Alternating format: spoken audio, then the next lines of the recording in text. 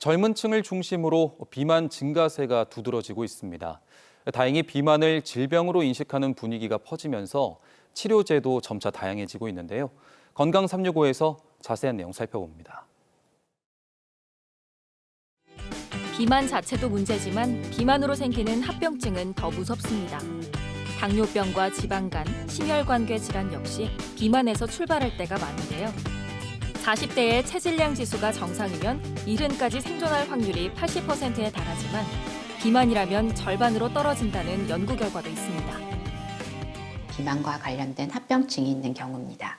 예를 들어 수면 무호흡증이 심해지거나 신부전의 악화, 당뇨, 지방간, 고혈압, 고지혈증의 만성 합병증이 악화되는 경우입니다. 그 외에도 관절통으로 이동에 큰 제한이 있거나 허리 디스크 등 척추 문제, 신경근육계 압박으로 인한 신경 이상이 있을 경우, 또 비만으로 인한 심리적, 정신적 건강 문제가 생길 경우입니다.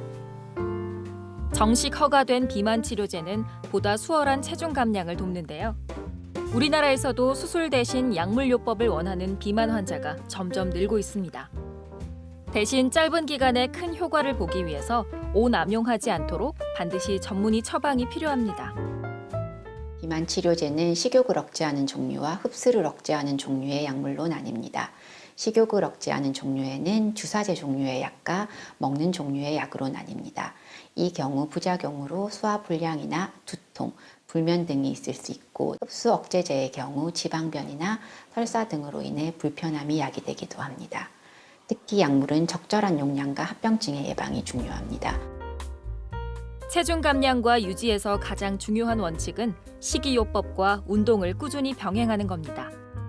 특히 살을 뺄 때 근육 손실이 커지면 기초대사량이 낮아지고 요요가 오면서 오히려 살이 더 잘 찌는 체질을 만드는 악순환으로 이어집니다. 체중 감량과 유지를 위해서는 균형 잡힌 식단과 꾸준한 운동이 핵심입니다. 식이요법은 단백질 섭취를 늘려 근육 손실을 최소화하고 탄수화물과 지방 섭취를 줄이는 방식이 효과적입니다. 운동의 경우 유산소 운동으로 지방을 태우고 근력 운동으로 근력을 유지하거나 늘려 기초 대사량을 높이는 것도 중요합니다. 몸무게는 정상이고 겉보기에 말랐다고 해도 안심할 수 없습니다. 마른 비만이라고 하죠. 특히 내장에 지방이 과하게 쌓인 내장 지방형은 대사질환 위험이 높기 때문에 전문의 상담이 필요합니다. 건강 365였습니다.